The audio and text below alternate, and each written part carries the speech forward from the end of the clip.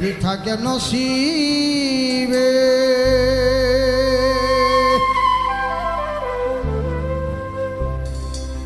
আপনি আপনি আসিবে।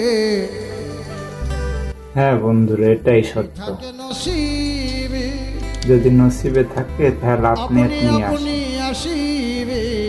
আজকে দেখেন কার পুষ্কুনির মাছ কে খায়। জোর করে মন এই রে, হরণ কত মাছ! করোনা করে চলনা। নোয়াখালী ও ফেনী যে কিছুদিন আগে বন্যা হয়েছিল, ওই বন্যায় অনেক মানুষের পুষ্কুনি ডুবে গেছে। সেই পুষ্কুনির মাছ আজকে নদীতে উঠে আসছে। অনেক মাছ।